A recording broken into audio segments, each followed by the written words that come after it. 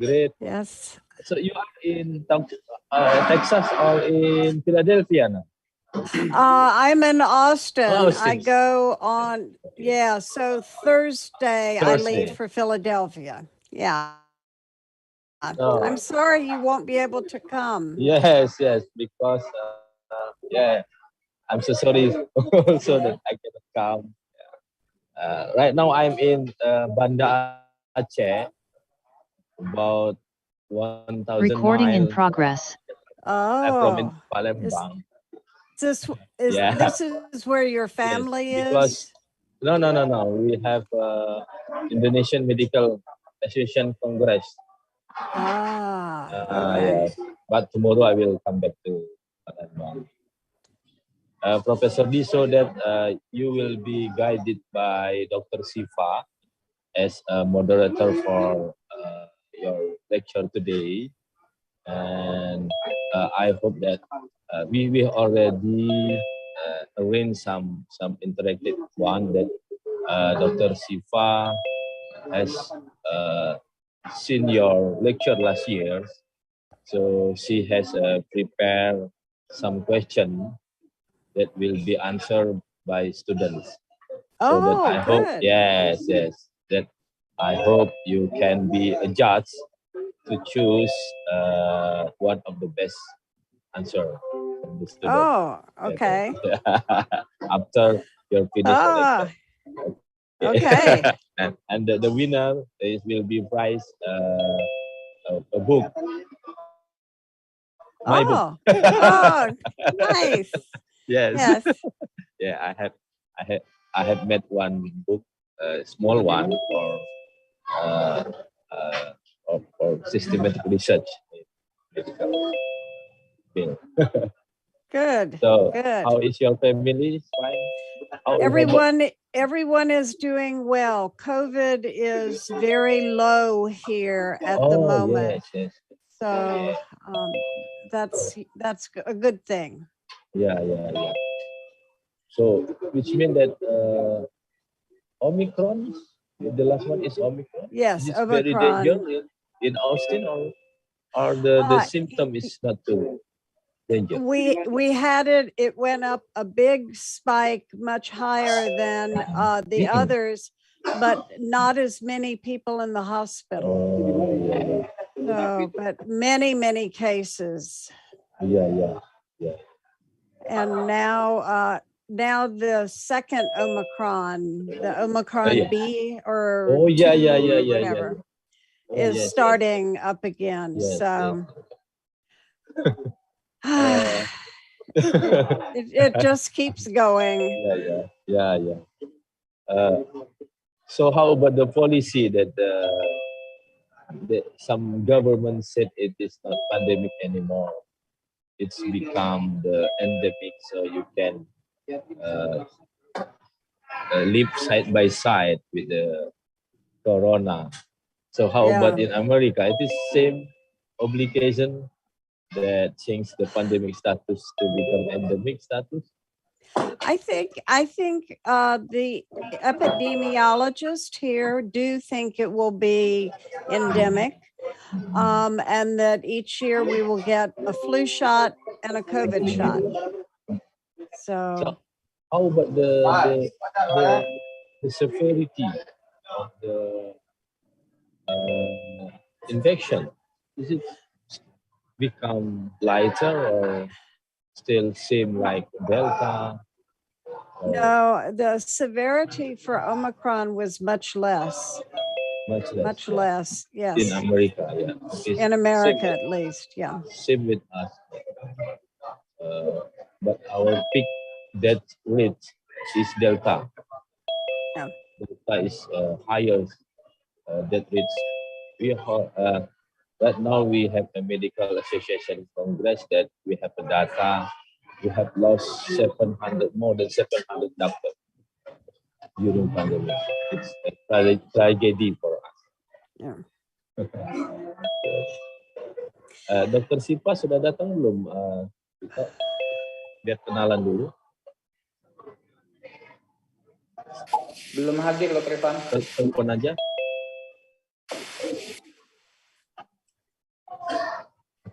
ada Prof ini.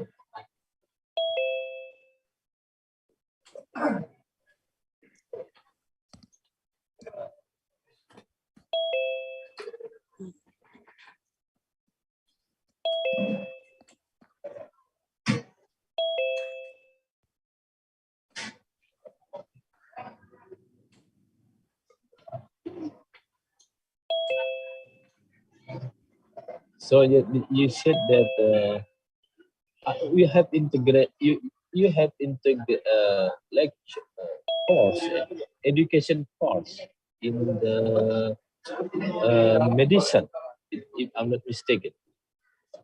Say one more time. There's an echo.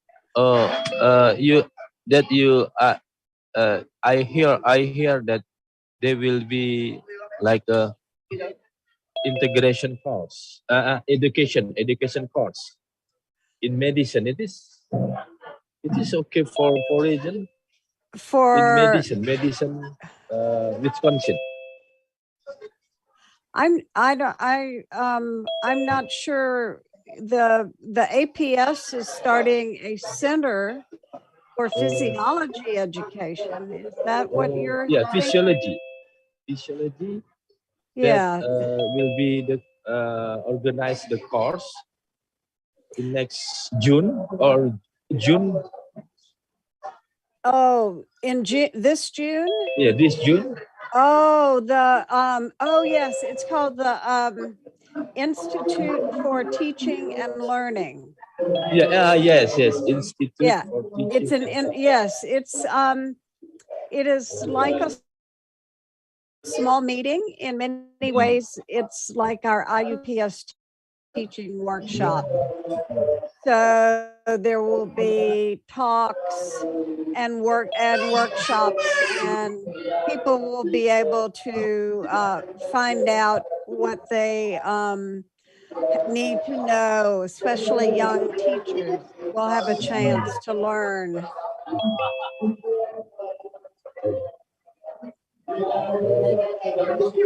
Sorry, I have to shut my camera. Di mana kita tuh? Di mana?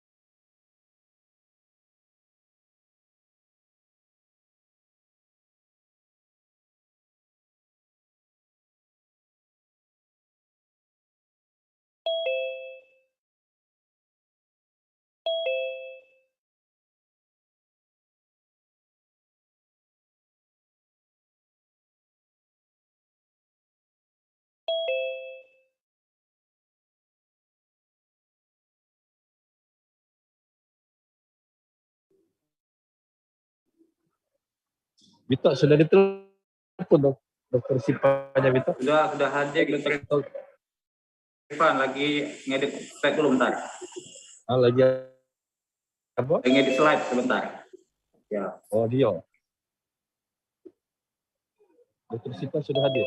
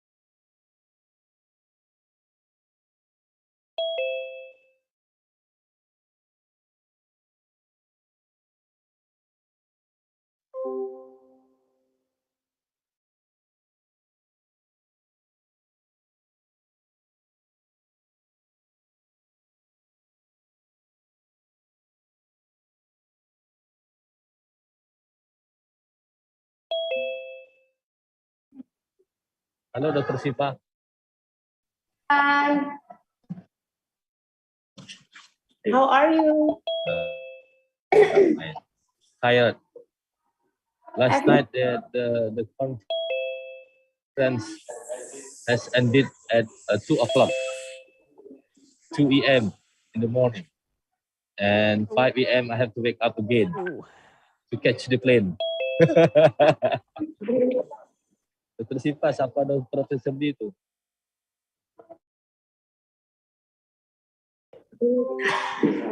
Itu tuh apa?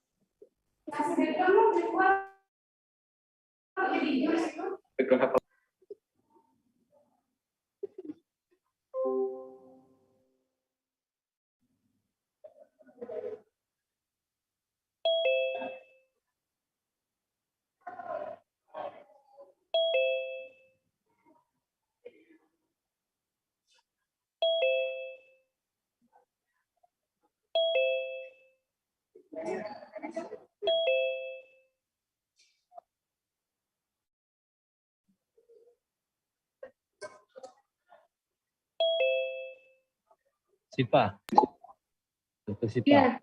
Tadi saya sudah ngomong sama Prof D bahwa Sipa udah bikin pertanyaan untuk dijawab sama mahasiswa ya. Terus Iya, oke. Aku ada 3 Prof. 3 ya. 3 aja. Soalnya Oke, panjang. enggak apa-apa.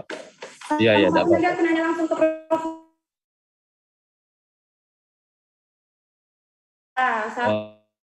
Oh iya, ya. Nanya langsung ke Prof D. Oke, sip. Oke, siapa? Ambil.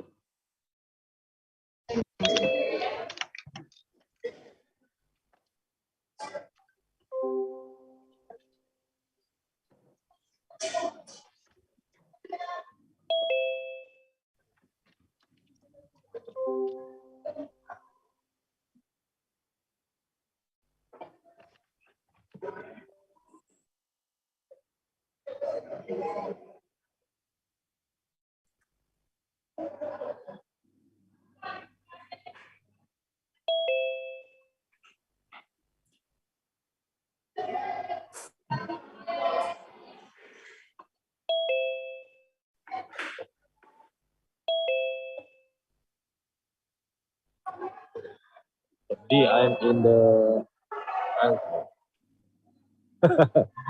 waiting for a plane. Go back home.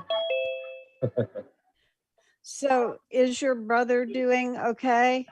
Uh, no. It's like a vegetative symptom. Mm. She is wake up, and but she has no contact No. with Oh, everyone. But the vital sign is stable, good contact, and wake up, but she cannot recognize everyone. yeah. Oh dear. I am so sorry. Yes, the doctor said it's take maybe months or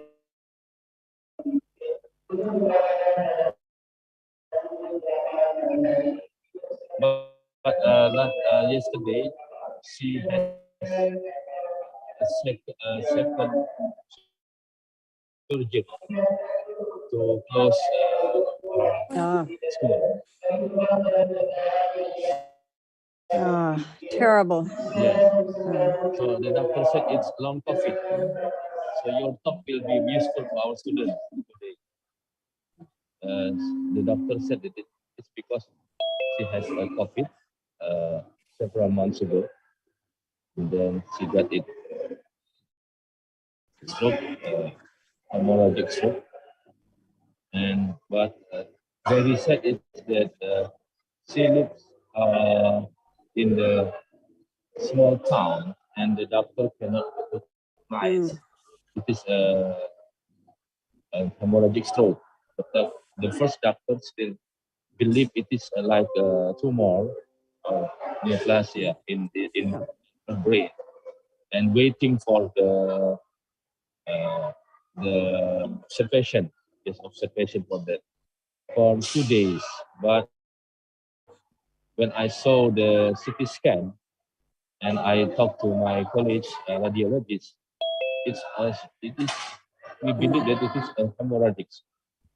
So I asked uh, the family to bring her to the big city, and yes, the diagnosis is hemorrhagic and uh, directly operated to pull out Oh, the blood. Yeah, but it's sad because it already takes several days, 2 or 3 days. So some maybe a lot of the neuron system yeah. already. Oh, I'm so sorry. Yeah, yeah.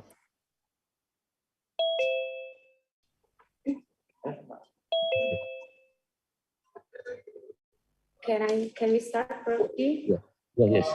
Kenalan dulu lah. Suara saya kedengaran nggak, Kak? Dok, Ag- ag- kurang kuat ya? Itu tolong gedein lagi nggak sih? Atau aku harus pakai ini? Oh ya. Dah, sip, Kalau sekarang, Dok, sip. kedengaran ya? Profesor Okay, can D, we start, to Sipa. Yes. Okay. Hello, how are Hello, you? Prof. I'm fine. How are you too there? There. Are you okay? Everything Yes, okay? everything is good. It's still Friday night here for Really? us. So yeah, But we're different 12 time, yeah? hours. Yes. Halfway around the Yes. world. Different part of the world. Yes. Okay, can we start, Prof. D? Good morning and good day, everybody. Assalamualaikum warahmatullahi wabarakatuh. Thank you all for finding and joining today's lecture. It is the third part of the Insightfull session with world-class professors. My name is Dr. Shifa Alkaf, and I will be your moderator today. I'm gladly introduce you all our honorable speaker today. She is a professor of physiology and president-elect of American Physiology Society. And she has been lecturing physiology and anatomy for more than 30 years. She has numerous publications around physiology and anatomy, and she has also well-known book, Human Physiology, an integrated approach, which we all have already known and read about. Everybody, please welcome Prof. D. U. Silverthorn. Hello, Prof. D. Good morning. Good It's morning. It's Everybody, you nice to be can there. unmute your speaker and say hello to Prof. D. Students, you can unmute and say hello to Prof. D. Hello, Prof. D. Come Hello, on. Prof. D. Together. Prof. Hello, D. Prof. D. Prof. D. Prof. Good morning or good night there, maybe. Yes. We are 12 hours difference. So Yes. eight in the morning for you is 8 o'clock at night for us. I'm glad Friday that you- night. Yes, I'm glad that you still have so powerful and energy in this evening at theirs, Prof. D. Okay, Prof. D, we are still in the third session of the Insightful Moments. This is the TBL Block 6 module about the function and mechanism of body systems. And here we already have more than 200 students and also faculty members that are all ready to receive your lecture today. So your time is yours. Okay, let me share screen. And get my spotlight. There. And see if we can drag this up. There we go. All right. Good morning, everyone. I am delighted to be able to meet with you virtually here. You can see a picture. I have been to Palembang, and this was a picture that I took on a lovely boat ride that we had on my visit. So today I am going to talk to you about the integrative nature of physiology. I think you know already from your studies that physiology is in many different fields, and it is really the fundamental basis for the medicine that you are studying that you will go on to practice. But it also overlaps with all different areas, going from molecules all the way up to the individual human being. And so we have all of these different levels of organization, and each of them is physiology. They're very different, however. And so putting them together is what we do when we think about integrative physiology. You have been studying your physiology in a traditional classroom, and because time is linear in a line, we study the body systems in a line. So perhaps you began with cell physiology, and then maybe go to the nervous system, the endocrine system, the immune system. And then after you have looked at the three control systems, you start studying cardiovascular, respiration, renal, digestive, and then finally the reproductive system. So those were done in a line, but physiology doesn't work like that. Physiology has many different connections. So for instance, you have seen that the cardiovascular system plays a big role in both the respiratory system and the renal system. And so rather than a linear diagram like what you see here, it's really much more like this figure where every organ system is talking to and influencing in some way every other organ systems. And so this is what we will talk about today, because this becomes the challenging part of learning physiology in medicine.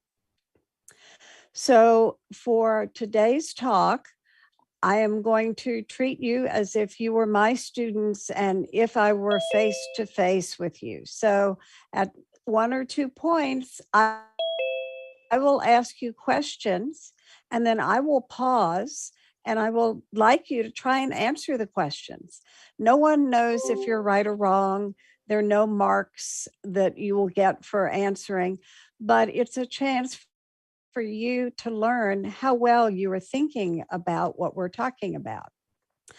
So we will start today talking about what are called core concepts. And simpler words for that are the big ideas of physiology. And these are the repeating patterns that you see over and over in slightly different forms in each of the body systems.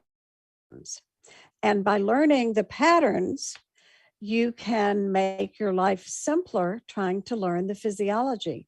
Because when you see the pattern appear, you go, I know that already. That's mass balance. And so you don't have something new to learn, you simply have a new application of it.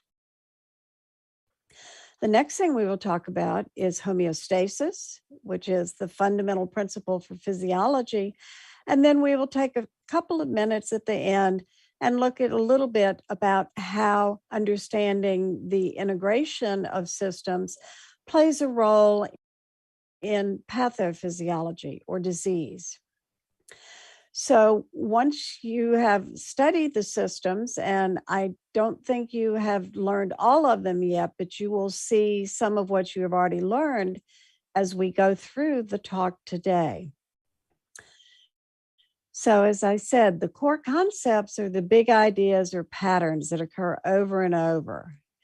And there are 5 of them. And under each of them, there are smaller concepts. So we have structure-function relationships. We have pathways and transformation of energy and matter. We have information, flow, exchange, and storage. Homeostasis, I mentioned. And number 5, which is very important in biology, but which we seldom talk about much in physiology and medicine, is the role of evolution. So core concept number 1 then is structure and function relationships. And some of the big ideas under this are compartmentation, the division of the body into different compartments. And if you have compartments, then you have to move things between the compartments. And so how do we get material from one compartment to another? Then another structure function relationship that's important are physical properties. And those include the size and shape of structures, and whether the substance is a fluid like plasma or a solid like bone. And then the idea of elastance and flexibility and compliance, and that shows up in different tissues. If you have studied the respiratory system, you already know that lung compliance plays a very important role in many diseases of the lungs. And then finally, a very big one, even though it's last here, is protein binding. We are now, in this case, going to the molecular level, but protein binding interactions play a tremendous role in almost everything we do in physiology. So let's look at compartmentation. One compartment is our body. Our body is a compartment, and everything around us, the external environment, is a different compartment. But then when we go inside our body, we can start breaking it up into different types of compartments. So for instance, here is a picture showing some of the compartments. The cells in yellow, which have a wall made from the cell membrane. And then here is the interstitial fluid in purple. And then here is another wall, which is the endothelium lining of the blood vessel. And then within the blood vessels, we have more cells, but floating freely, as well as the blood plasma. So in this picture, we have 3 compartments: cells, interstitial fluid, and plasma. Another way to think about this is to look at it in a diagram similar to what an engineer might use. Engineering type diagrams are very helpful for simplifying many things that are complicated in real life. And this is then a 3-compartment model. So from this epithelium that separates the body from the external environment to here is all the body compartment. And then this is the external environment, which is another compartment. So everything coming into our bodies or leaving it must cross an epithelium, similar to the endothelium here, 2 layers with 2 cell membranes.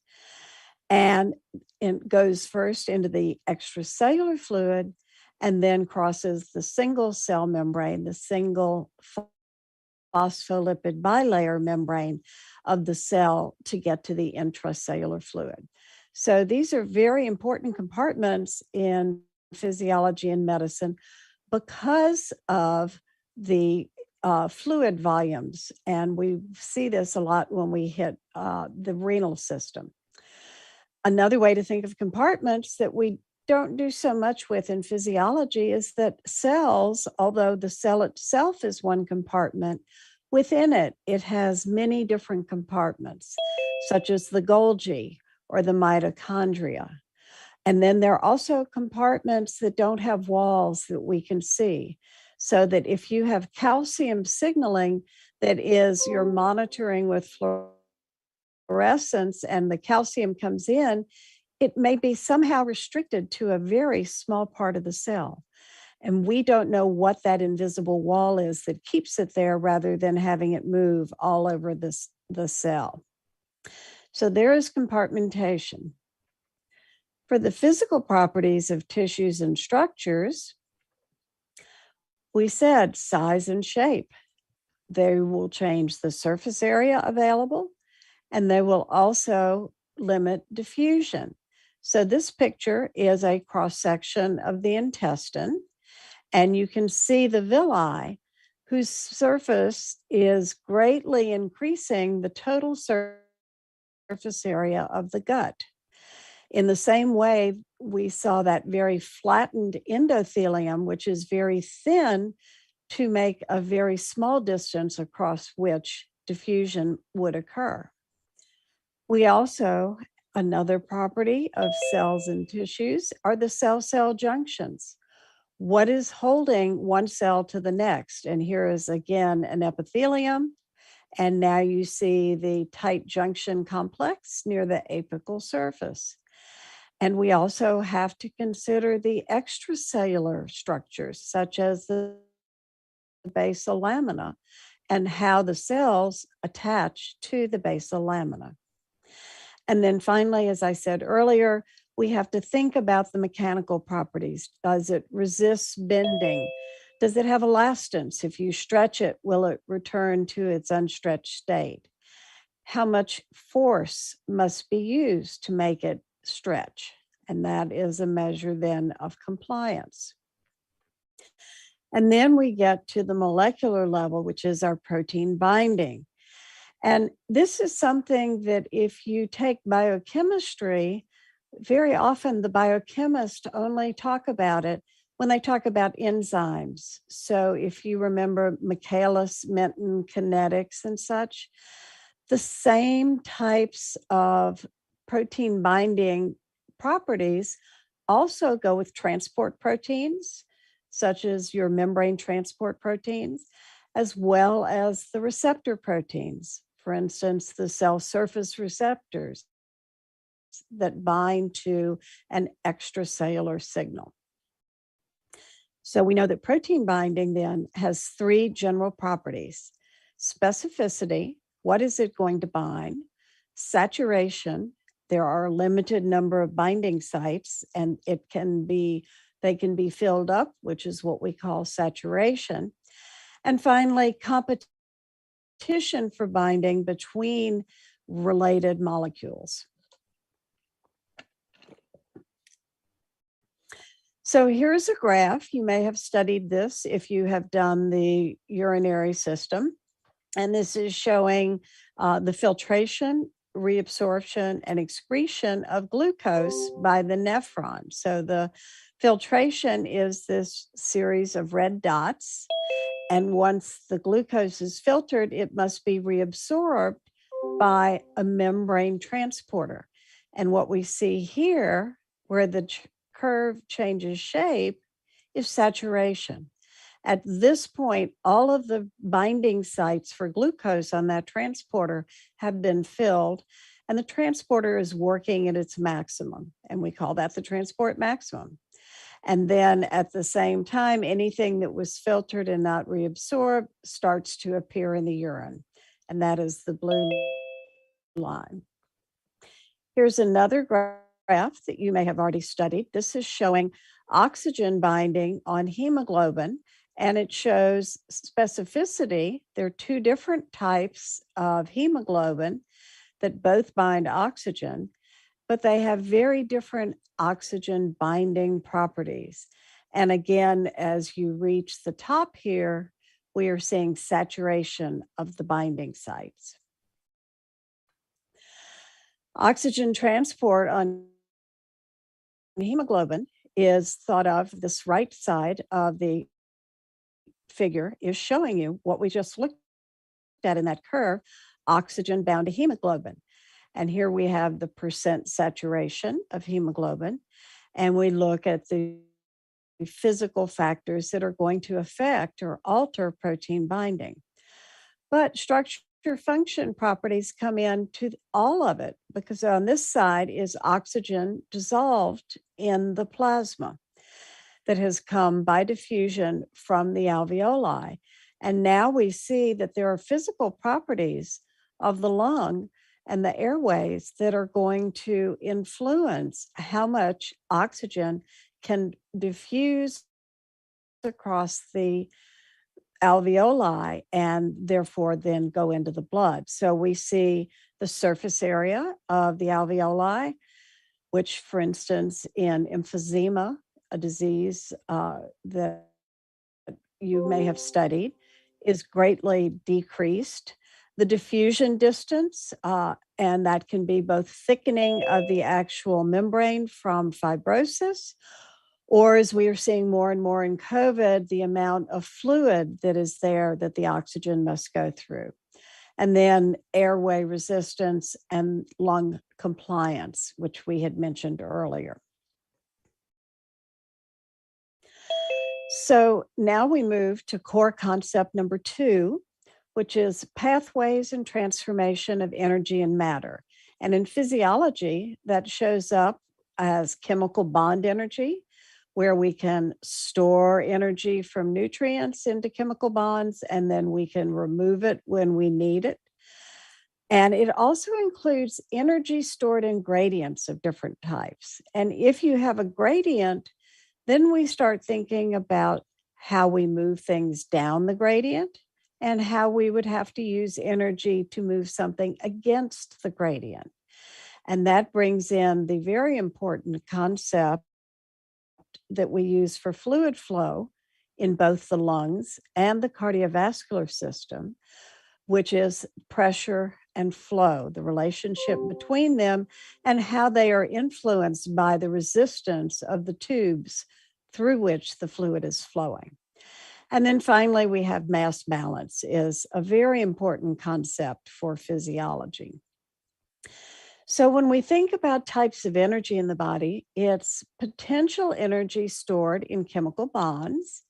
And here is a general reaction showing the hydrolysis of ATP with the release of energy that is being used to drive the reaction E plus F goes to G plus H. But we also, and I said this a second ago, have potential energy stored in gradients. And we have 3 big types of gradients. We have concentration gradients, which are sometimes called chemical gradients, electrical gradients, and then we have the combined electrochemical gradient. And this is what you see here in this example cell, where you have high potassium and anions in the intracellular fluid in one compartment, and the extracellular fluid, which is a different compartment, is high in sodium and chloride.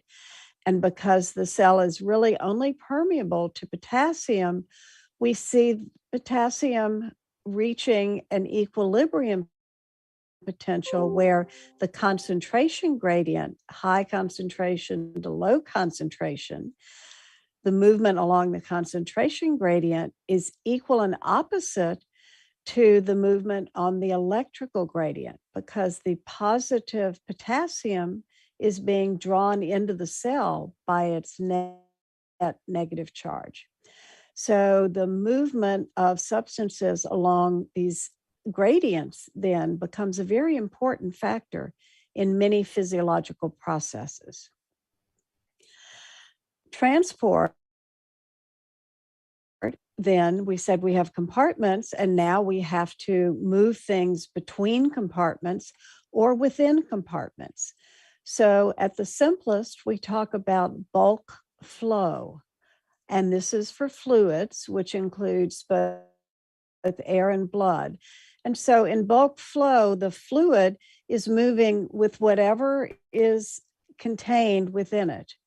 And so that is not selective in any way. Then we have diffusion, and diffusion can take place through cell membranes, but it can also simply take place through the interstitial fluid in the extracellular fluid. And this figure shows a signal, a chemical signal released by a cell that then diffuses through the interstitial fluid to act on itself in an autocrine signal fashion, or to act on neighboring cells, in which case we call it a paracrine. And only cells that have the right receptor will respond to this chemical signal. And then finally, we have transport across membranes, and much of what we do across membranes requires proteins or the use of vesicles, such as endocytosis and exocytosis. Here's our picture for mass balance, and it's very important for physiology because what you have in your body is going to be influenced by what you put into it and what you're losing. And if input does not balance output, then the level within the body will go up or down. And so we talk about often the body load of a substance, like the sodium load for the body. And so we can look at the sodium load and calculate what happens over a day. How much sodium do you eat in a day? How much sodium are you excreting primarily in your urine? We can also think about mass balance when we talk about clearance, because clearance is an equation that lets you calculate the disappearance of the substance from within the plasma. And we usually teach clearance with the kidneys, but clearance is not just kidneys. It's very important in pharmacology because any tissue that metabolizes a drug will clear it from the plasma, or the liver may metabolize it, or we can excrete it both in the urine and in the feces, and even out the lungs if it is a lipid soluble. So the alcohol that you can smell on someone's breath is being cleared from their body. And then we have the Fick equation, which you may have learned, and it is another example of mass balance. What is in the venous oxygen that is leaving a tissue is composed of what came in minus what went into the cell. And so the Fick equation then is simply another input-output kind of equation. Core concept number 3 then is information flow, exchange, and storage. And the information that we know is found in our DNA that we pass on to our offspring, to our children, then can be translated and transcribed in from DNA to RNA to proteins. And so this is probably one of the most significant forms of information flow that takes place in a cell.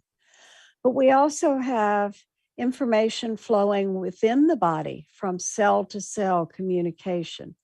And so we have chemical signals and their receptors that allow a tissue or cell to respond to that signal. And then we have the electrical signals of the nervous system primarily. Every cell in the body has the ability to use a change in its resting membrane potential to act as a signal. And then finally, we have the very complex neural networks that we use to gather and compile information and send information out from the central nervous system to the different tissues and cells. So this is a picture then very simply of the transcription and translation of DNA here in the nucleus being transcribed into RNA, which can be processed and then sent out, combines with ribosomes, and then is translated into a peptide chain. Very often, this is not part of our physiology course. It is assumed that we have learned it in earlier courses. I think more important for physiology is the idea of cell-to-cell communication and the signaling mechanisms that cells use to talk to each other.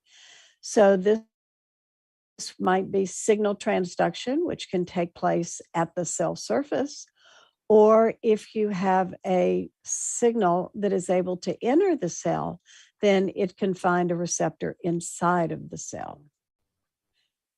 Information for cell-to-cell communication also depends upon the distance that that signal has to travel. For the example of diffusion, we saw what we would call local communication. The signal is released and it's happening, it's exerting its effect in the same place or very close to where it was released. We have gap junctions that take signals directly from one cell to the next, particularly in the heart, for example. And then we have what is called contact-dependent signaling, where one cell actually connects to another. And we see this primarily in the immune system, where we have immune cells that are displaying bits of foreign antigen. And then we have the immune chemicals that are released called cytokines. And in years before COVID, we didn't talk about cytokines very much, but cytokines have now become a very important part of the vocabulary for physiologists and physicians. So this is local control. A local change brings out a local response. But we also have long distance control. And our long distance control is carried out primarily by the endocrine system and by the nervous system. So we have hormones and cytokines that move through the blood. And then we have the combined electrical and chemical signaling of the nervous system, where the neuron carries an electrical signal a long distance, and then at the very end usually is releasing a chemical that diffuses across to the target. And so here is an example. This is the baroreceptor reflex that you may have learned, where there's a change in blood pressure. It is monitored and it goes to the brain, which then sends output signals down to target tissues to bring about a response. So those are our three big core concepts that we're going to start with. We have structure function, and then we have information flow, and we have energy and matter flow. So now what I would like to do is give you some pictures of a process that you may or may not have learned already. And I want you to see as we go through this, and I will give you some time to do it, if you can find the core concepts in this new information. And because it is so much on everyone's mind, I chose for our example the SARS-CoV-2 process of infection. So this is a diagram showing it, where first the viral spike proteins bind to the ACE2 enzyme. They have been calling it a receptor, but it is technically an enzyme. In this case, it is also acting as a receptor that is facing the extracellular compartment. That's out here, the interstitial fluid. And when it binds to ACE2, it activates another enzyme, transmembrane serine protease 2.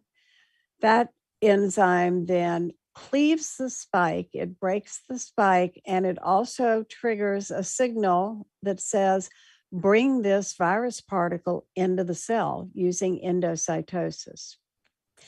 And then when the virus particle is in the cell, then the enzymes, the viruses, RNA is released. It goes through transcription, translation, and reassembly, and it makes new virus particles that then are released from the cell by exocytosis. And if the person has had the infection before, or if they have had a vaccine, there may be antibodies floating out here in the interstitial fluid that will bind to the spike protein. So there's our SARS-CoV-2 infection picture. So what I would like you to do, and you can do it by yourself, is to answer how many core concepts do you see illustrated in this process? So take a second and go ahead. If you are with friends, you can talk about it, or if you're at home, you can just do it by yourself. And I'm going to be quiet and give you a chance to look and think and write down how many core concepts are illustrated and where are they?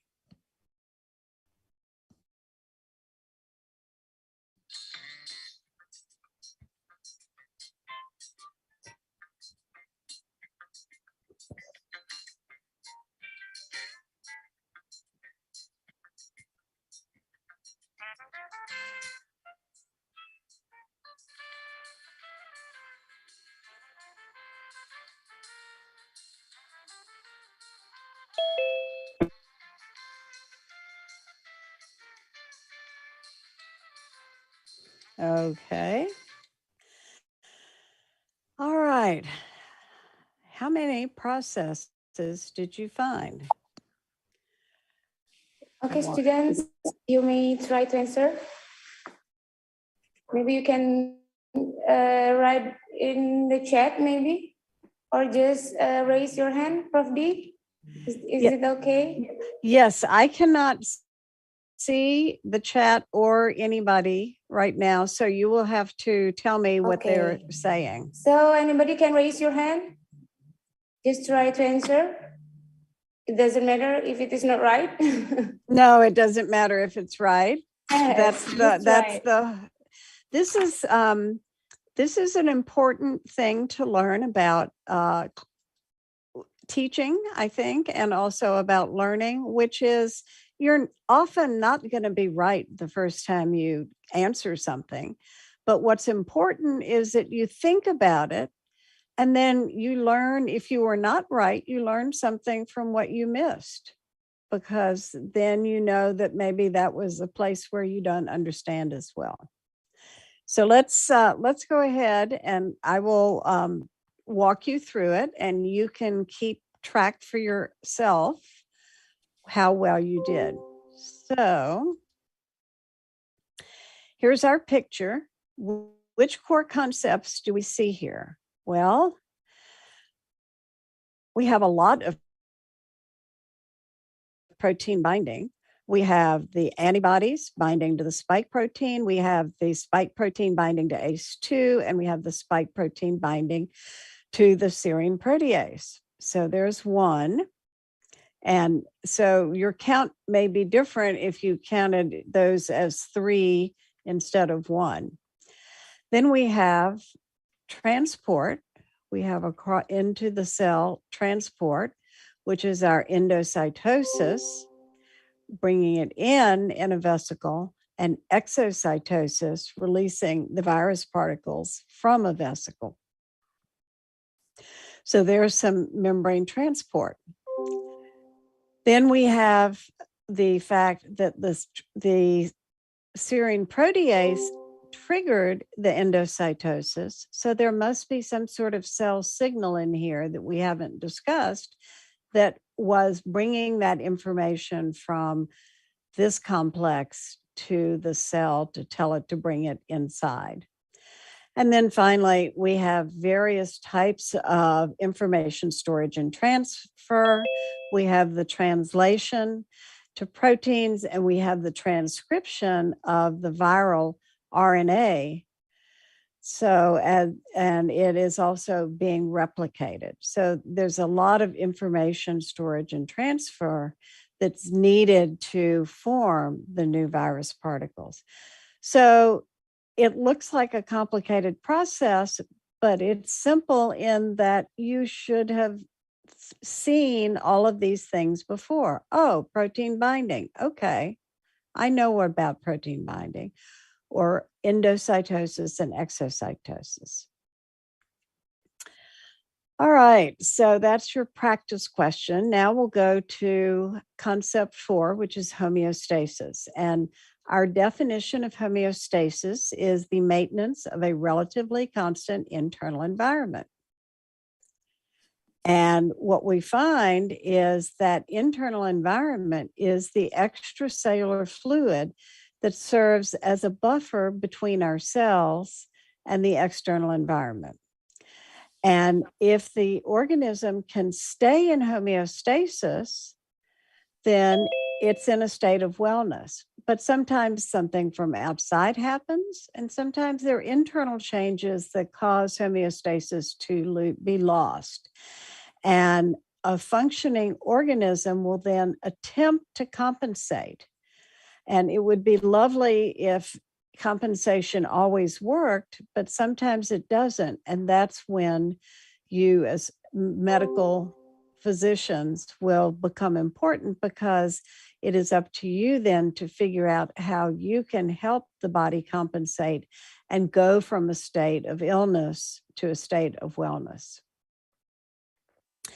So homeostasis in the body really is all about maintaining the extracellular compartment, that extracellular fluid. And everything about it is designed to keep the brain functioning, because the brain is our main control center. And if the brain goes bad, then the body dies. So we can look at all of these different homeostatic processes by using this diagram here. So we called it a regulated variable, and that means that the body is going to regulate it and try to keep it within a desired range.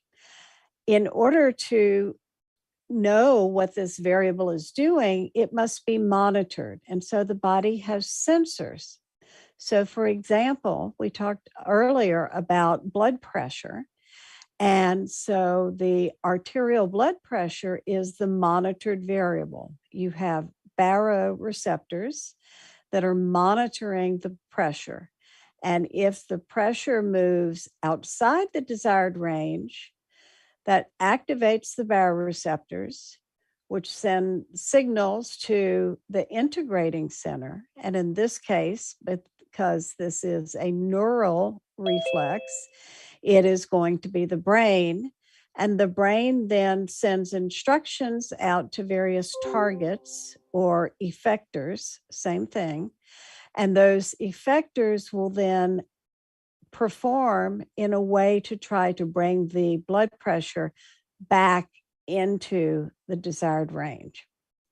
So your next task is to sit down right now and on a piece of paper, list as many regulated and monitored ECF variables that you can think of.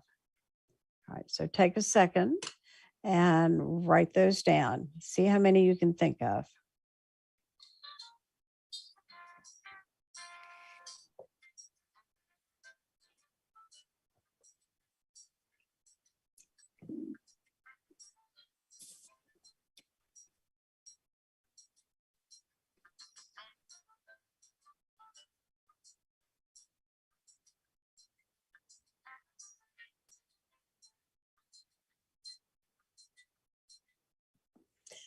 Okay, let's see how many you thought of. So here is a list, and it may not be complete, but these are all of the major ones. So we already talked about blood pressure. If you don't have enough blood pressure to get blood to the brain loses oxygen and you faint.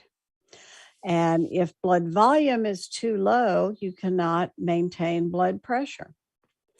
Then we have oxygen and carbon dioxide levels that are monitored and regulated. Blood glucose is critical because the brain can only use glucose. Blood pH, again, if you go too far outside the desired range, you can actually denature proteins and lose function. Concentration or osmolarity of the ECF is critical because if you have it too high, it will cause the cells to shrink and then you lose function. Potassium and calcium because of their roles in in membrane potential. And then finally, body temperature. So these are some of the monitored variables that we use to keep our body in homeostasis. Homeostasis, maintaining it requires the three control systems that we mentioned earlier: the central nervous system, the endocrine system, and now we know and have been seeing a lot about how important immune cells are. So the immune cells putting out cytokines, endocrine cells putting out hormones, and the brain putting out primarily neuropeptides, all of which can act on each other as well as act on the target cells. So here's a case of how multiple organ systems cooperate to achieve a common goal.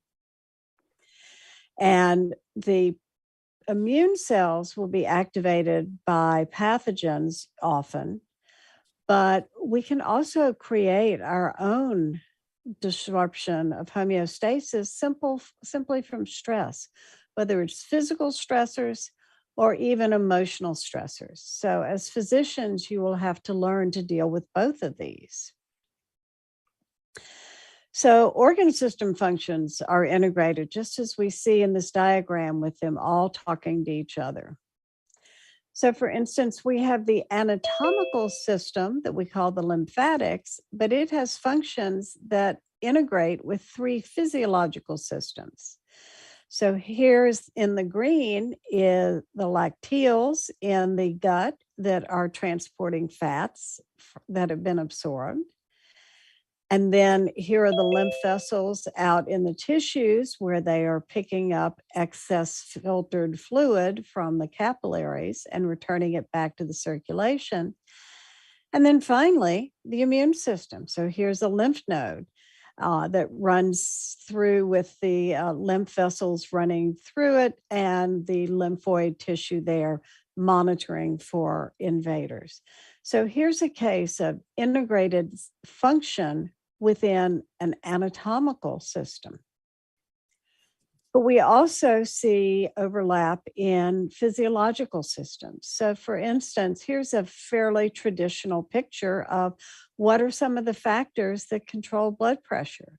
We know cardiac output, resistance of the system to flow, and the distribution of the blood between the arterial and the venous side. So those are all cardiovascular. But there's a fourth one, and it's the kidneys, because the kidneys are responsible for maintaining blood volume. And if blood volume falls too low, then there will be responses. And if blood volume goes too high, there will be responses because they are influencing arterial pressure. And here are two maps simply showing the response to decreased blood pressure and volume, showing that you have, this is decreased blood volume. So the cardiovascular system tries to bring the pressure back up. The kidneys try to minimize the response. The kidneys cannot replace lost fluid. This is a mass balance issue. If you've lost it out of the body, you have to bring it in from outside, which then is where behavior becomes important, because behavior is thirst that will cause water intake and help restore the lost volume. And then you have something similar for elevated blood volume and pressure. So here's coordination between the cardiovascular and the renal systems. Here's the control of pH, another one of those regulated variables. So we have, again, here is mass balance. The box is the body, and we're getting acid through our diet and also putting it into the plasma from cellular metabolism. And then we lose it by the kidneys as well as through ventilation. So you've got coordination between the respiratory and the renal systems in the maintenance of pH homeostasis. And this is a very complicated picture that I don't expect you to be able to read or monitor, but this is the response to dehydration. So blood pressure is down, blood volume is down, and osmolarity is up. And what you can see is that there are four overlapping mechanisms. You've got your cardiovascular mechanisms that we've been talking about. We have the renin-angiotensin system that you learn about and then see in COVID. We have other mechanisms, the autoregulation in the kidney, where a decrease in GFR will then cause the release of renin. And then we have the hypothalamic mechanisms for thirst as well as for osmoregulation. And you notice all of these cross lines showing how the different systems talk to each other. And angiotensin 2 is then one of the big ones because it talks in all directions. It goes to the cardiovascular system as well as to the hypothalamus. So defense against pathogens, the immune system is another one then that is overlapping function with all of our other systems, trying to help protect the body and help it heal from damage. So we have barriers that are secreted by the immune system. And then we have the mucosa-associated lymphoid tissues. So each of those then will be found in a different anatomical system, such as in the airways or in the gut. So when we see the integration of systems, it becomes most obvious when something has gone wrong, in other words, with our pathologies. And so understanding mechanisms is really critical for providing good treatment. So diabetes mellitus is actually a very good example of integrated function. But now we're seeing a lot of it with COVID-19. Because we still don't understand many of the pathophysiological mechanisms. We're developing treatments without completely understanding what's going on. So quick look at diabetes. Here's a type 1 diabetic in ketoacidosis, and you can see that you end up losing muscle tissue. The brain interprets the insulin, the glucose not going into the cells as starvation, and you get behavioral changes with polyphagia. And then we have osmotic diuresis, the loss of glucose in the urine causing dehydration. Osmolarity goes up, blood volume goes down, and then we also have the metabolic acidosis. And so all of these are going on all at once, and you have to take each of these systems into account with your treatment. Type 2 diabetics are another way that we see the integrated nature of a disease, because diabetes causes problems in the eyes, the kidneys, the nervous system, the blood vessels, and even slows the rate of emptying of the stomach. So here is one disease influencing multiple organ systems. COVID has been interesting because, as I said, we really don't completely understand the pathophysiology. You saw that the virus binds to the ACE2 on the cell surface, and if we look at where ACE2 is normally expressed, it's everywhere. So what is happening? Because we know it's coming in through our airways, but if it should reproduce and get into our blood, it has the potential to affect almost every organ. So let's look and do some problem solving with physiology. So here's our normal angiotensin-aldosterone pathway. You can see angiotensin 2 binds to an angiotensin 1 receptor, AT1 receptor. And the classic response is increased blood pressure, vasoconstriction, aldosterone release, and it's also pro-inflammatory, which has become an important part then of COVID. Angiotensin 2 is metabolized by ACE2, and that is that enzyme that the coronavirus binds to.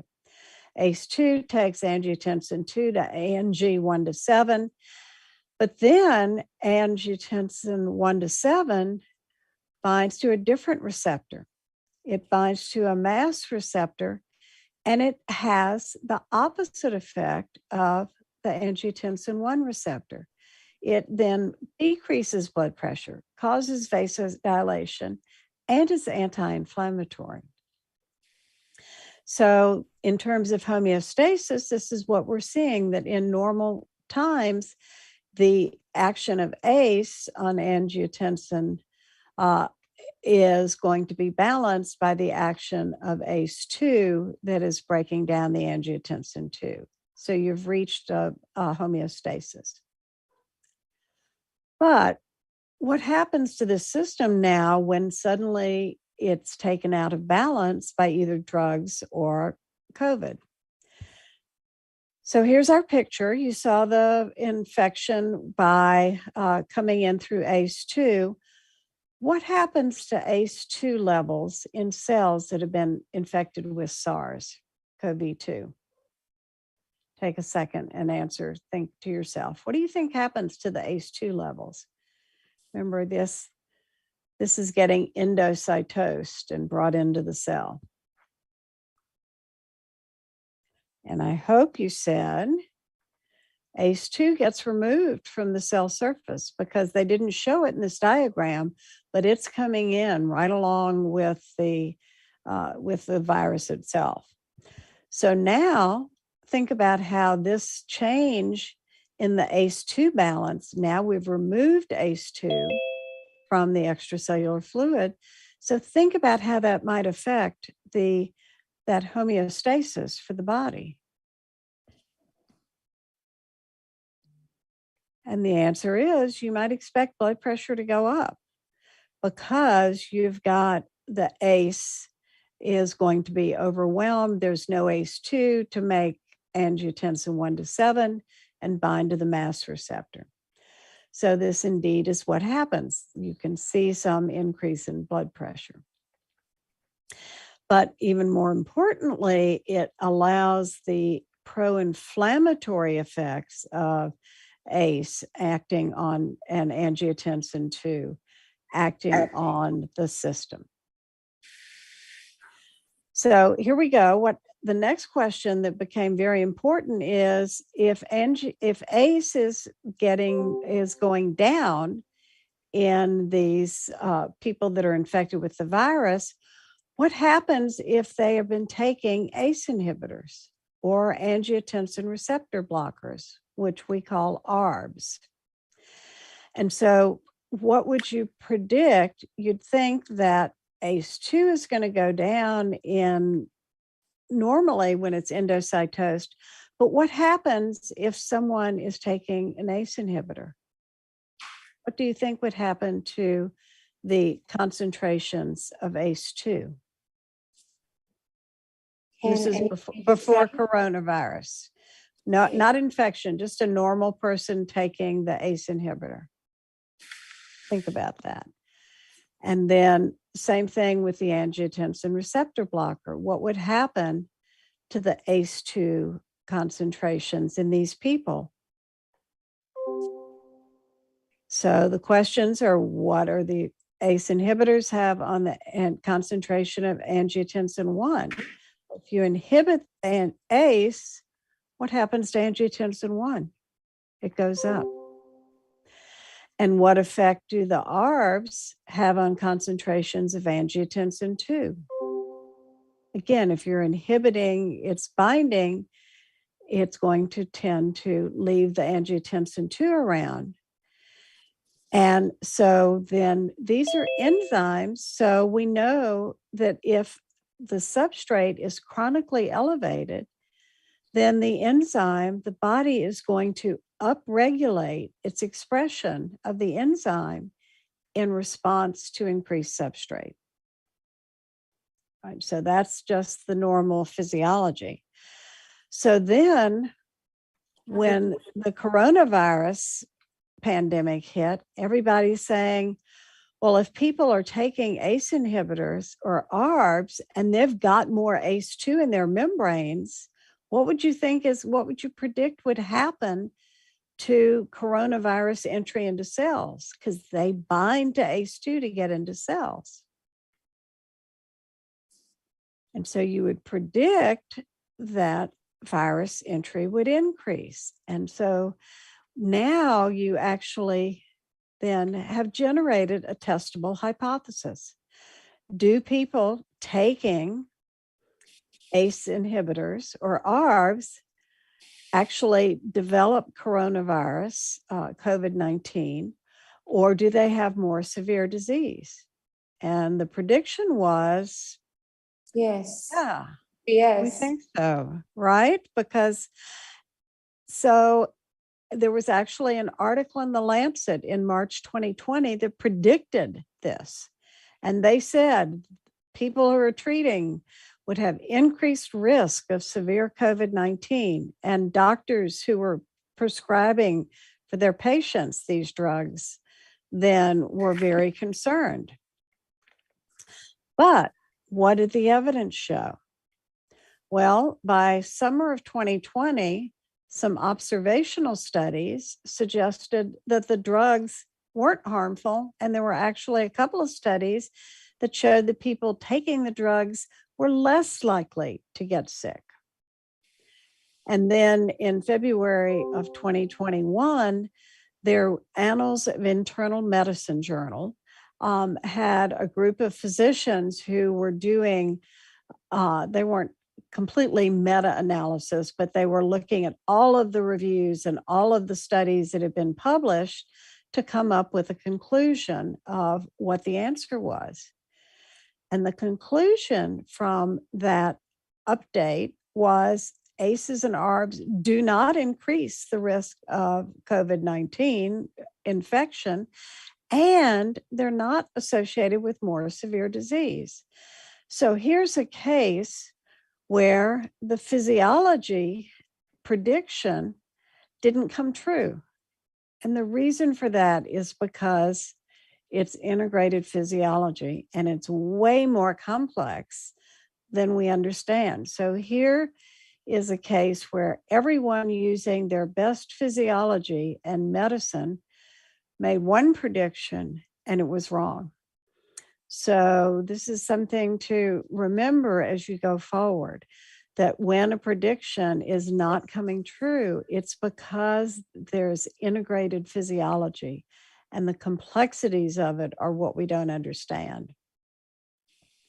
So remembering some of these mechanisms and remembering the core concepts and recognizing them are going to help you learn pathophysiology and pharmacology as you go through your studies. And just keep remembering the physiological function is integrated. So thank you very much for your attention. And shall I stop the screen share so we can do questions? Okay, thank you very much, Prof. D. Such a fundamental and important lesson we learned today about the concept and the core concept of physiology that may be the basic points that students should understand before they learn something else about the system in physiology. And maybe this gonna be the question and answer session. If anybody here has question, Prof. D, I let you raise your hand and just open your microphone and just ask. Is that right, Prof. D? Yes, that's fine. Or maybe just while waiting for the students, I have questions for you all, and it will be the giveaway session. Dr. Irfan has already give her books to the student who can answer question best based on Prof. D judgment. So I will deliver a question, and please anybody raise your hand and just try to answer the question. The first question, okay. Why do you think brain and central nervous systems, according to Prof. D lecturer today, is the most important system in homeostasis? And can you give any example of any event when brain is endangered and what our body does to cope with this? Please, anybody? Okay. Okay, Zefianto, please unmute your microphone and try to answer. Yes, thank you, Dr. Siva, for the opportunity for myself to answer the questions. I try to answer the question. Firstly, I want to explain about homeostatic control system. At the homeostatic control system, there are 4 components that have a role in homeostatic control system. The firstly is a receptor, which is excited by a stimulus. And the second is integrating center, which is central nervous system and the spinal cord, which process the information for comparisons to its set point and determine the appropriate response. And the third is effector, which is a response to a signal from integrating center, response to correct disturbance. And the fourth is evoke responses that return the internal environment back to normal. So I think brain and central nervous system is an integration center that process all input from all organs. So when the brain experiences disturbance, such as a decrease of oxygen perfusion, the function of the brain will be consciousness will decrease.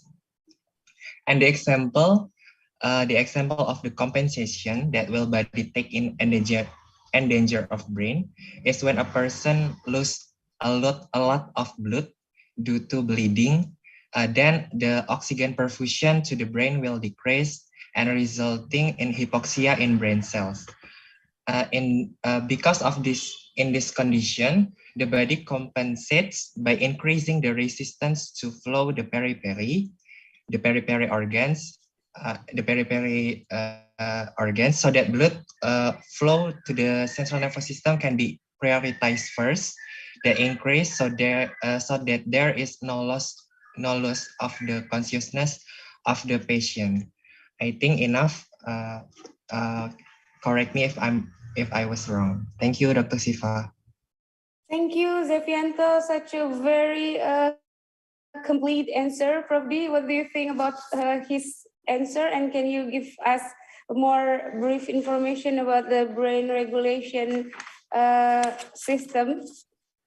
Yes, that was a very nice answer and a very nice example, because I think it's one of the important ones. And we know when people are suffering from hemorrhage, excessive loss of blood, exactly what you said will happen, which is the brain tries to increase resistance everywhere else to maintain flow to the brain.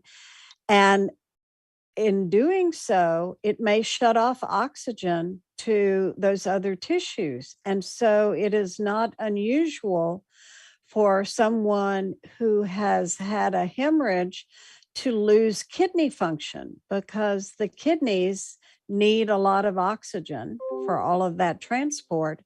And so sometimes the person may survive the hemorrhage, but then later need a kidney transplant because their kidneys were sacrificed. But as you say, they're still alive.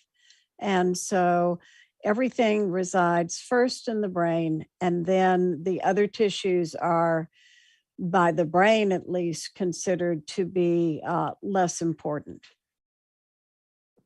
Okay, thank you, Prof. D. And for Zefianto, you are lucky today because you will get a very important book from Dr. Irfanuddin. The title is Cara Sistematik Berlatih Meneliti. So this one is yours. Congratulations. Okay, Prof. D, I have a question for you. Since I'm an obstetrician and gynecologist and I deal every day with the placenta and also the blood, we know that beside the brain autoregulation, we can say it also in the placenta local autoregulation.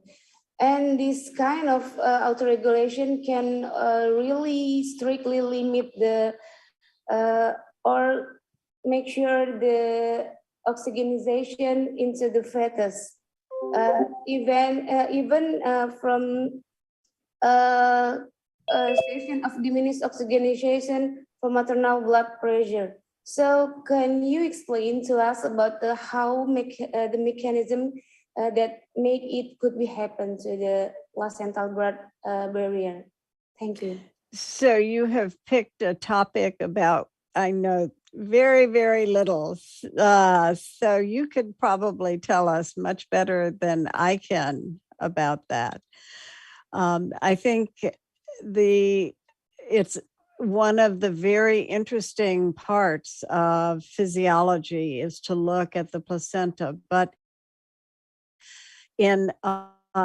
amazingly enough, we do not pay in a traditional American medical class, we do not pay enough attention to the placenta, I think. It actually is more for the anatomist who are looking at the development and such. So can you tell us a little then?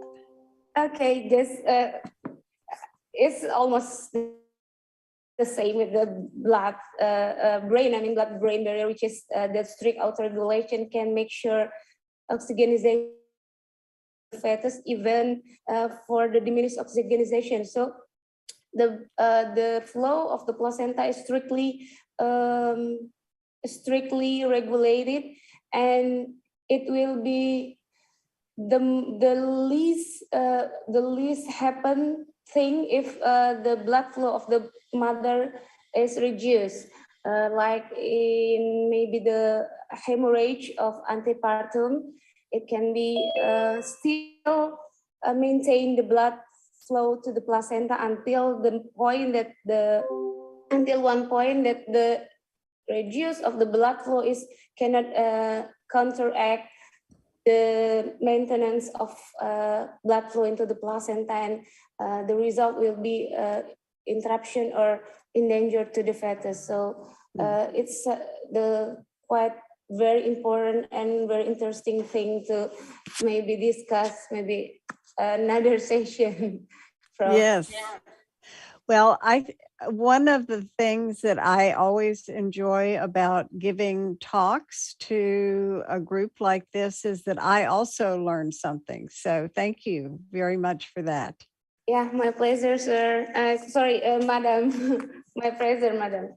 And maybe another student have already some question in their mind and you just can deliver this. Don't hesitate to ask and open your microphone, or it will be my another chance to ask all of you. Is that okay? Okay, I have another question for you. Because nobody asked, so I will ask. Yeah, there we go. Okay, we know that some specific hormone that Prof. D just say to us that specific hormone can enter cells and directly bind to the receptor inside the cells, what we call nuclear receptor. And while other hormone cannot bind to the receptor inside the cell and should bind to the cell surface first, like the protein receptor to enter the cells. Can you guys explain why these two differences happen and what's the basic mechanism of them? Anyone get my point? Can I answer that question? Okay, please, Sure. Haikal. If you're lucky enough, you will get another book from Dr. Irfan. Okay. Please send your best regard to you, Prof. D. Silverthorn, because Dr. Irfan still on board, maybe still on board and cannot join us right here. I'm so sorry. Yes, please, Haikal. Yes. Because there's two types of hormonal receptor. First, fixed receptor and mobile receptor. Fixed receptor is for hydrophilic, but mobile receptor for hydrophobic, like lipophilic. And then for hormonal, like from protein or an amino acid is hydrophilic, such as oxytocin. And so the receptor for oxytocin who made from amino acid or protein is in the surface, but in mobile receptor who made from cholesterol, such as cholesterol, steroid, such as sex hormone, is inside of the cell, like in nucleic receptor who will activate gene activation. Thank you for opportunity. If there's something wrong from me, I got sorry. It's okay. Thank you, Haikal. So you stated about two kinds of hormones, whether it is lipophilic or lipophobic, and the ability to bind to the receptor. What about his answer, Prof. D? His answer was very good and it was correct. But I think everyone should be aware that we used to say, oh, here are the lipophilic here and here are the lipophobic here, and surface receptor, intracellular receptor. But we have learned that there is some difference. So for example, we now know that estrogen, which is lipophilic, also has cell surface receptors. And this is important because the the intracellular receptors that go to whether they are already in the nucleus or whether they are in the cytosol and go to the nucleus, are initiating transcription and translation and new proteins. And that takes a good bit of time. So usually you're going to see probably almost 90 minutes before you start to see a response. And so that makes it very slow. But with estrogen having a cell surface receptor, it can have some immediate action as well as the slower one. And then insulin is the opposite, where insulin has the cell surface receptor, but it also has the long-term protein intracellular effect. So it's not two groups anymore. It's more like a continuum where it's they're overlapping. Okay, interesting, Prof. So it's not black and white, right? It's right. Always overlapping in between. So nice answer, Haikal, and you're lucky enough to have another, the second giveaway from Dr. Irfan. Okay, maybe students, you have another things to be discussed or to be asked to our honorable speaker. Another thing that you still do not understand or still want to make it clear, to make it more clear? So I can tell a small story, Okay. if they Please, don't have a question about core concepts. So in America, we have a field of study called biomedical engineering. I assume you have the same, where they're learning to, they're applying engineering principles to medicine and biology. So this would be constructing artificial tissues and such. And I was helping do curriculum evaluation for their physiology, because they teach a physiology course. And out of 25 different universities, only one university taught the respiratory system. They just completely ignored it. And so I said to them, why aren't you teaching the respiratory system? And they said, well, air is a fluid just like blood.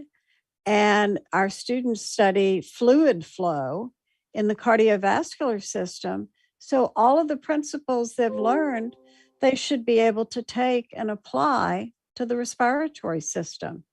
So bulk flow of fluid, pressure, flow, resistance, the relationship of radius, viscosity, all of those things that are true for cardiovascular, even though it's blood, are also true for respiratory. And so you've just cut the information in half. You've made it much smaller because you learn it once and you don't need to learn it again. And so this is why core concepts are so important. Oh, really, really. So much interesting. Maybe someday some of our students can be sent there and study directly from you about the core concept and also about the respiratory system and cardiovascular system. One day, maybe, Prof. D. I hope so. So anybody, what do you think? Is there any statement, or maybe you may say thank you, or maybe you can ask something outside of the teaching today? I please you, maybe students or our faculty member. Is there our faculty member here, Vito?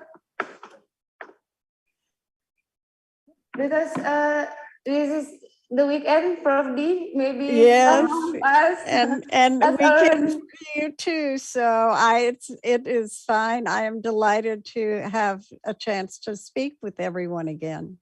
Yes, we are so pleased and so happy that you have time to deliver your very important lesson to all of us in this delightful evening there. Prof. Hardy is in the Zoom. Hello, Prof. Hardy. Are you with us? Yes. How are you, Prof? Oh, hey. Good morning. Good evening. Hi. Good evening, Professor D. Yes. I'm glad. Thank you very much for your core concept teaching physiology. Oh, Very much. We would like to learn from you more, but for all our faculty members here in Indonesia.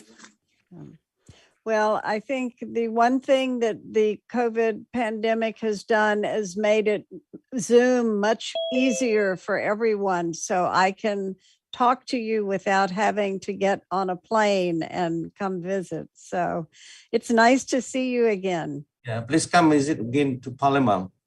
I would like that. Yeah. Thank you, Prof. Hardy. You're welcome.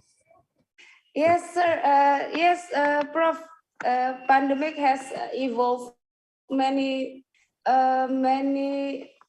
opportunity for us that maybe we cannot think it before. So this Zoom meeting, this kind of Yes. meeting that can be held maybe years before we can do or conduct something like this, and it is our opportunity. Okay, if I have Somebody raised a hand, I see. Okay, Rana Nabila Putri. Okay, please open your microphone, Rana. You can speak. Thank you, Dr. and Professor. Allow me to introduce myself. My name is Rana Nabila Putri, and you can call me Rana. I want to ask about, this is related to COVID-19 still. I heard, but you can correct me if I'm wrong, that if the COVID-19 virus stays too long in someone's body, it greatly increases the chance for the virus to mutate. I wonder how does that happen? How does the mutation happen if the virus is too long inside someone's body? Maybe that's all I have to ask. Thank you. Thank you, Rana. There was an echo and I had trouble. I heard coronavirus, and can you repeat her question to me? Rana, can you repeat the question? Yeah, there's an echo and I couldn't understand exactly. Okay. I was going to ask about the mutation. How does that happen if the virus stays too long? Mutation. In its body. Okay. She asked about the mutation of the virus inside the body. If maybe it's quite long inside the someone's bodies, Prof. Yes, I mean, each time, it's just with our cells as well, each time it reproduces, that translation that you saw, there's a chance for it to make a mistake, and that's where these mutations are coming from. And so I read something the other day that there was someone that there's a new mutation where there's one mutation in the spike protein and a second mutation that was another variant that is in the capsule protein.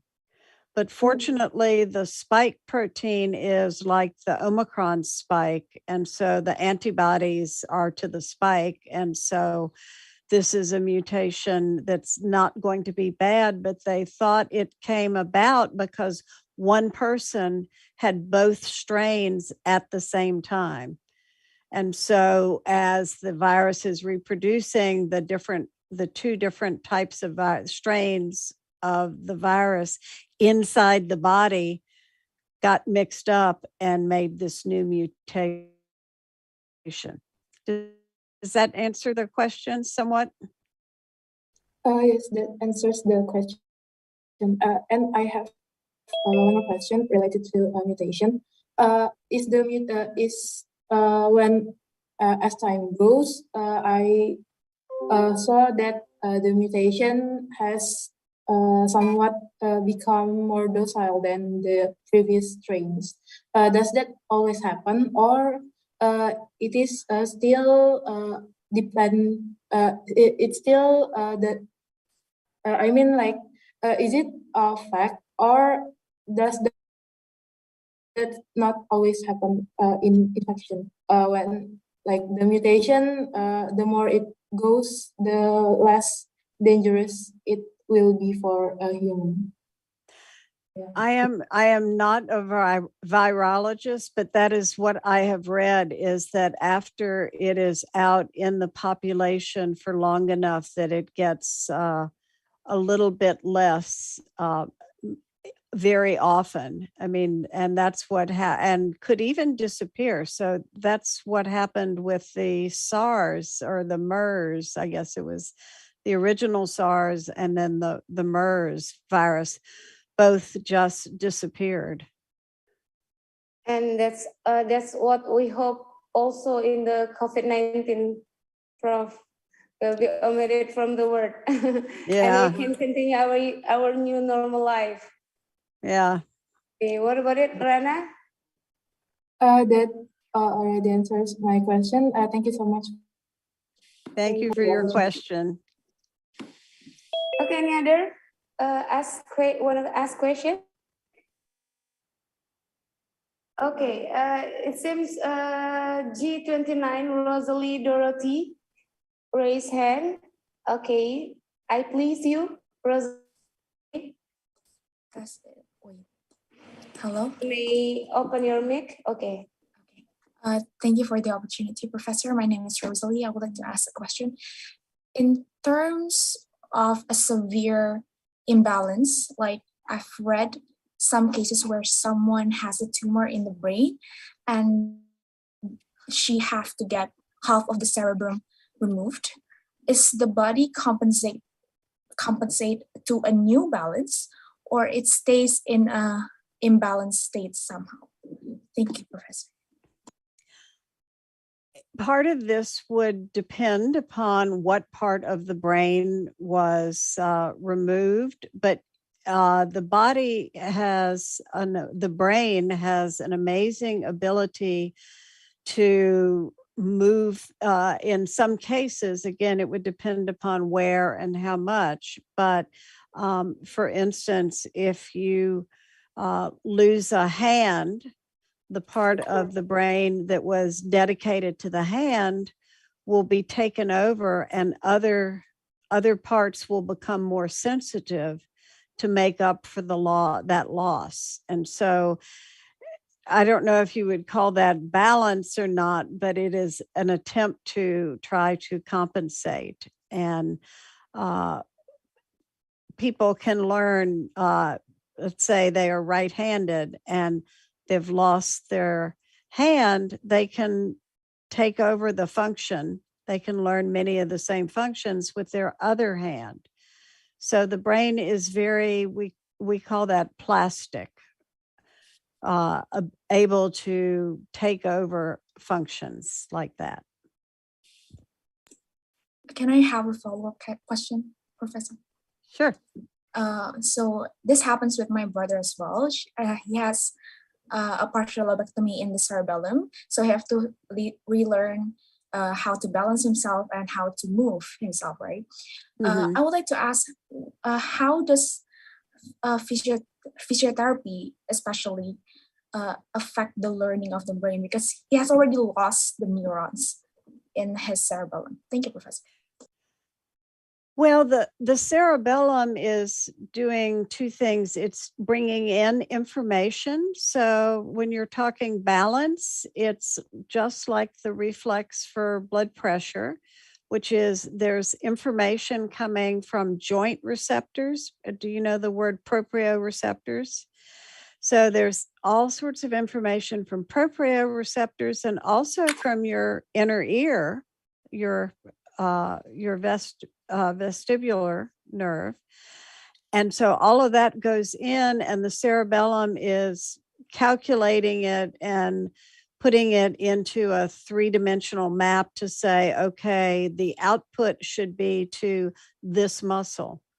And so in physical therapy, the point of the physical therapy is to try and retrain those pathways, to make new pathways where by moving the muscle, then they can perhaps get the neurons in the brain to reconnect in a different way. I see. It's very interesting. Thank you, Professor. Thank you, Rosalie. Okay, we still have time until 10 o'clock, ya, gitu. Oh, okay. What do you think, Prof. D? Is we still have to continue, or maybe you have still something to deliver to us? No, I think it's Saturday morning, and they are probably very really? happy to go off and start their weekend. Yes. I've enjoyed the questions and the excellent answers from the students, and and I appreciate your excellent moderation, and I have learned about the placenta, and now I'm going to have to go read about it because I realized that is a big hole that we don't teach. I mean, that's a gap between clinical practice and the physiology. Yes, of course. So we've learned a lot here today, Prof. D, about the core concept of physiology and also homeostasis and protein bindings and RNA and DNA synthesis. A lot we have learned today, and I believe that this lecture will give our students encouragement to learn more about physiology. Am I right, students? Okay, so we all want to thank you for your delightful and wonderful lecture today, and for your time for joining us. And Dr. Irfan also send his best regard to you, and also all our professors and faculty member, our dean, our lecturer here send their best regards also to you, and we hope someday we can communicate again in another occasion, either virtually or offline. Yes, it would be lovely to be in person again. Yes, so thank you very much. Thank you very much. Students, you may all open your microphone and say thank you and goodbye to Prof. D. Yeah. Thank you, Prof. G. Thank you, Prof. Thank you, Prof. Thank you, appreciate. And may you have a very good health there and very good time. Thank you so much. And I hope that you all have a wonderful weekend and everyone stays healthy yourselves. Yes. So, and go and become good thinking doctors, who think about what they're doing and don't just do it because somebody said do it. Think, is this the right thing or not? So. Of course. Thank you very much, Prof. D. So, all right. I say goodbye to you. You may leave, and maybe we can. I see you when I see you. Bye-bye. Bye. Bye. Bye, students. Bye. Thank you for joining us. Thank you, Dr. Siva. Thank you, Doc. Thank you.